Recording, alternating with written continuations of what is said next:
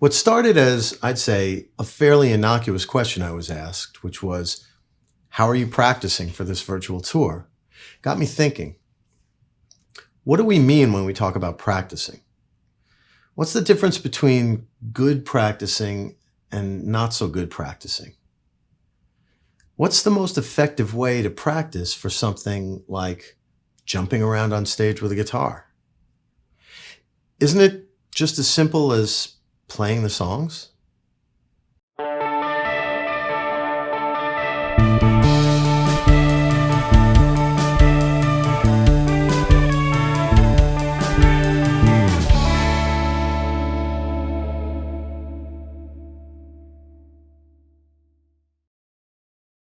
It turns out that the answer is a little more complicated.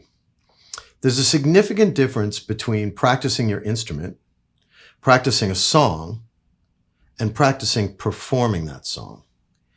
If your practice regimen is sitting on your couch, playing the song over and over again while watching Law and Order, what you're actually preparing for is the extremely unlikely event that someone wants to pay you to sit on a couch, watch Law and Order, and perform the song.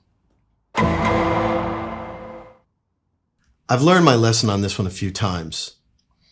I've practiced some really complicated music while sitting down. And when I get to the gig and have to do it standing up, best case is I feel uncomfortable, and worst case, I can't actually play it in that position. So I break down what I need to practice effectively into 3 categories.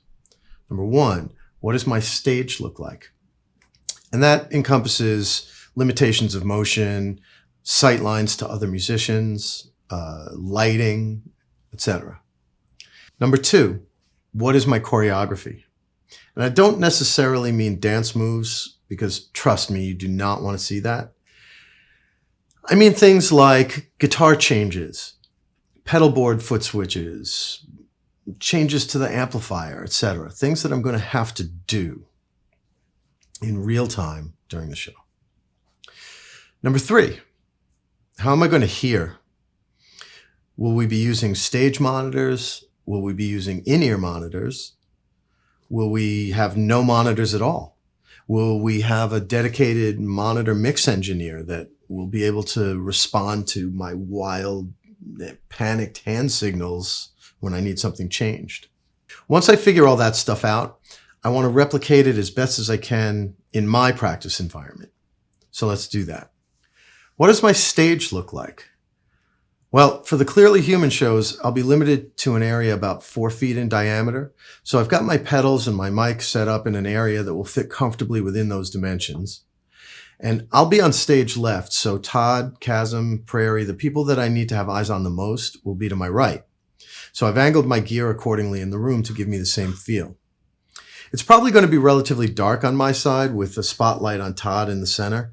So I've added a small light to my pedal board to give me a fighting chance. What's my choreography? I know what guitar I want to use for each song, so rather than just practicing the set on one guitar, I have them all lined up, and I do the switches as quickly as possible while I'm practicing. Our tech, Randy Brown, will probably bear most of the burden of that during the shows, but getting it down to race car pit crew speed now will only help later. I've also set up all of my sequences of pedal changes so I can build up the muscle memory and I don't really have to think about it. How am I going to hear? On this tour, we're going to have a monitor mix engineer, and everybody will be using in-ear monitors. For those of you who may not be familiar with that term, in-ear monitors are custom molded earphones that you've seen performers using, and you wonder, what is that weird hearing aid looking thing? You actually go to the audiologist and they clean your ears out, which is amazing, by the way. And they make a mold of your ear canal and your outer ear so that the earphones make a perfect seal that's customized to you. Good ones are really expensive, but these days with a push for quieter and quieter stages and more awareness around hearing damage from loud amps and monitors, it's really the way to go. It takes a little getting used to, and some people still prefer to hear out in the air, but I love them. My in-ears will be connected to a wireless receiver pack, and that will facilitate my non-dancing. Okay, so let's practice. I've got my computer running Pro Tools. with Todd in a video window to my right, my mic and my guitar run into different channels of Pro Tools, and my in-ears wirelessly monitoring the whole shebang. And I just hit play and go. By the way, when you're doing this, it's always necessary to preemptively apologize to anyone in my house when this is occurring, because all they'll hear is my unamplified guitar and random occasional backing vocals. It's not a pleasant experience. But thankfully, you get to hear the finished product.